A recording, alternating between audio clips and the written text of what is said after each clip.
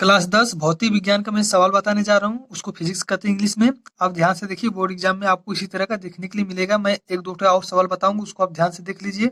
आपका जो board exam होने वाला है 2025 में, उसमें देखने के लिए मिलेगा। देखिए, अगर इस तरह से आपको सवाल मिल जाएगा तो आप कैसे लगाएंगे, उसको कैसे हल करेंगे, तो ध्यान से देखिए, मैं आपको समझा रहा हूँ। इसमें दिया निम्नलिखित परिपथ में प्रवाहित होने वाली धारा का मान ज्ञात कीजिए तथा सेलों के सिरों के बीच वोल्टता ज्ञात कीजिए। सेलों के सिरों के बीच, सेल का ये पहला सिरा ये, दूसरा सिरा ये। देखिए यहाँ पर सेल लगा, जो 12 भी लिखा है ना, 12 वोल्ट, ये सेल है। यहाँ पर ये पहला सिरा है, ये दूसरा सिरा है। तो इस तरह से इन दोनों सिरों के बीच क्या निकालना है आपका, वोल्टता निकालना है। ये 12 वोल्ट तो दिया, ये आप सोच रहे होंगे करिए इन दोनों के बीच में फिर निकालना है वोल्टता, तो उसको थोड़ा अलग ढंग से निकालते हैं। और कैसे निकालते हैं, ध्यान से देखिए। देखिए अब हल में हम देखिए यहाँ से हल कर रहे हैं, आप यहाँ से ध्यान से देख लीजिए। देखिए पहले हम इसको किस तरह से अब देखिए लगाएंगे। पहले देखिए इसको हम लगाएंगे। देखिए ये देखिए आपका श्रेणी क्रम है। श्रेणी क्रम और समांतर क्रम में जानते हैं, अगर जो भी अगर अगर एक ही धारा की दिशा में अगर जितना भी आपका प्रतिरोध रहेगा, उसको हम श्रेणी क्रम में जोड़ेंगे। जैसे देखिए यहाँ से ऐसे चलेगा, यहाँ से देखिए ये इधर धारा चला गया और ये इधर धारा चला गया, तो ये श्रेणी क्रम में नहीं है।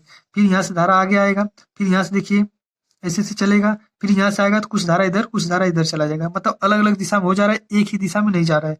तो इस तरह से इस समांतर क्रम में जोड़ना होगा इन सबको, ठीक।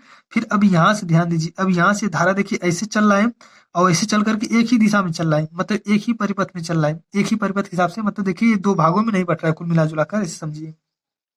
अब देखिए यहाँ से ऐसे चल रहा है, चल करके इधर उधर कहीं नहीं जा रहा, फिर इधर से देखिए मुड़ आए, एक ही देखिए एक ही दिशा में, एक ही दिशा का मतलब कि एक ही परिपथ के रेंज में चल रहा है, ठीक है ना। तो इस तरह से है, तो इसको हम श्रेणी क्रम में जोड़ेंगे। देखिए यहाँ से आया, यहाँ से सीधे आया। देखिए इसको और इसको हम किस क्रम में जोड़ेंगे, श्रेणी क्रम में। क्यों, क्योंकि देखिए ये एक ही परिपथ के हिसाब से है। देखिए यहाँ से ऐसा है, यहाँ देखिए मिल जा रहा है, तो इन दोनों को हम श्रेणी क्रम में जोड़ लेंगे। बाकी इस यहाँ से देखिए यहाँ दो भाग में और जा रहा है अलग अलग, तो इसको हम समांतर क्रम में जोड़ेंगे। चलिए हम जोड़ लेते हैं। क्या होगा, 2 ओम और 3 ओम को जोड़ेंगे, कितना होगा। देखिए 2 ओम प्लस 3 ओम, इसको हम लिख दे रहे हैं आर। आप लिख लीजिए आर डैश, लिख लीजिए इसको, ठीक। तो श्रेणी क्रम में क्या करते हैं, जोड़ लेते हैं ना, इन दोनों को जोड़ लीजिए। तो आर डैश बराबर क्या जोड़ेंगे, आर डैश बराबर हो जाएगा 2 और 3 ओम, कितना हो जाएगा, 3 2 5 ओम हो गया, 3 2 5 ओम हो गया, ठीक। अब श्रेणी क्रम का सूत्र जानते हैं क्या होता है, कि आर बराबर R1 plus R2 plus R3, इस तरह से होता है। देखिए हम आर डैश इसलिए लिखेंगे, थोड़ा सा अलग ढंग का ही सवाल है, ध्यान से देखिए समझ में आ जाएगा। यहाँ आर डैश का मान आपका हो गया है। अब अगर इस चित्र को आप अगर बनाएंगे तो इस चित्र कैसा बनेगा। देखिए अब ये चित्र इस तरह से हो जाएगा, ठीक। देखिए सब कुछ इसी तरह से, मैं बस इन दोनों को हम मिला करके देखिए यहाँ एक जगह लिख दिए।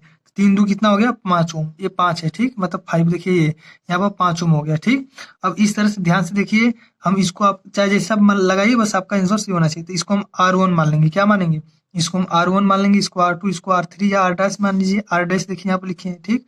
तब देखिए इसको हम श्रेणी क्रम में लिखते हैं। अब क्या करते हैं, समांतर क्रम। इस श्रेणी क्रम में हो गया, अब समांतर में। तो समांतर में क्या होता है, तो आप समांतर में होता है 1/r, क्या होता है 1/r। तो 1/r बराबर क्या होता है, 1/k R1 plus 1/k R2 plus 1/k R3, इस तरह से होता है। लेकिन ध्यान से देखिए इस तरह से होता है, ठीक है। तो इसमें R1 R2 R3 किस तरह से मानेंगे, ध्यान दीजिए। देखिए अब इसमें लिखेंगे 1/r बराबर 1/r1 की जगह हम 10 ओम मानेंगे, क्या मानेंगे, R1 मान लीजिए, इसको R2 मान लीजिए, इसको R3 मान लीजिए। ये आपका R1, ये R2, इसको R3 मानिए या फिर R डैश मान लीजिए, कोई दिक्कत नहीं है। अब तीनों को हम समांतर क्रम में जोड़ेंगे। 1/k देखिए 10 प्लस फिर 1/k देखिए 10, फिर प्लस 1/k क्या है 5 है, तो 5 लिख लेंगे।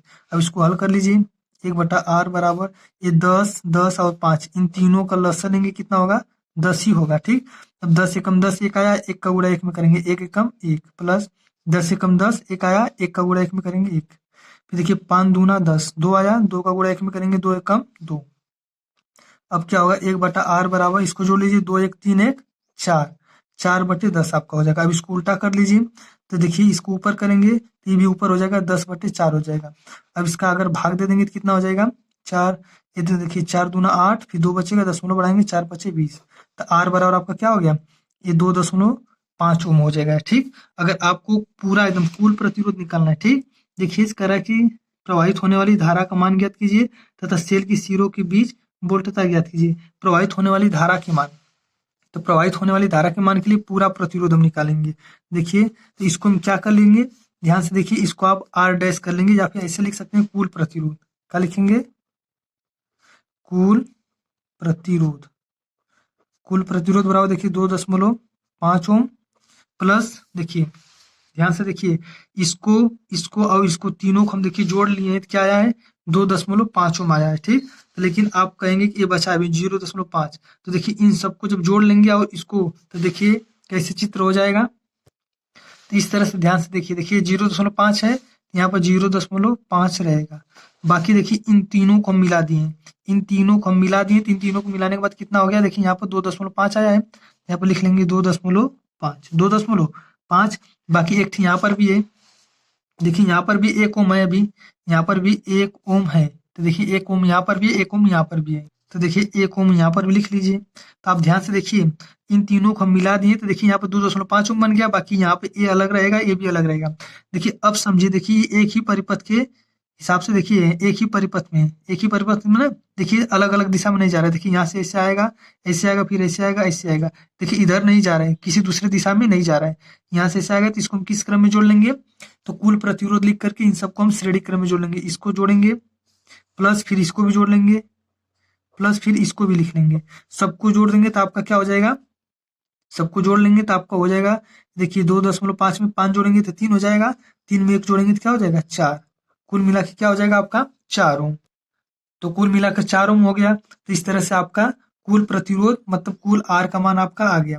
ठीक, तो आप इसको लिखना है तो लिख लेंगे। आप ध्यान से देखिए, अगर आप इसको अगर मानना चाहेंगे तो इसको आर डबल डैश मान सकते हैं, अगर नहीं मानना है तो आप अपने हिसाब से लगाइए, बस सवाल सही होना चाहिए। देख लीजिए कुल प्रतिरोध आपका हो गया 4 ओम। अब देखिए क्या होता है, अब आपका निकालना है आई का मान। किसका मान निकालना है? आई का मान। तो आप जानते हैं आई बराबर होता है क्या है? तो देखिए आई बराबर आपका होता है, आई बराबर भी अपान आर, आई बराबर भी अपान आर। ठीक, तो देखिए आई का मान तो निकालना है आपको। भी का मान कितना है? 12 है, 12 लिख लीजिए। आर का मान कितना है? पूरा टोटल आर 4 आया है, 4 का भाग दे दीजिए। तो आई बराबर आपका क्या आ जाएगा? 4 3 12, 3 एम्पियर। आई का मान आपका क्या आ गया? 3 एम्पियर आ गया। लेकिन आपको निकालना है, अब क्या निकालना है? कह रहा सेलों के सिरों के बीच वोल्टता, सेलों के सिरों के बीच वोल्टता। तो देखिए भी बराबर क्या होता है? भी बराबर होता है आई आर, भी बराबर आई आर।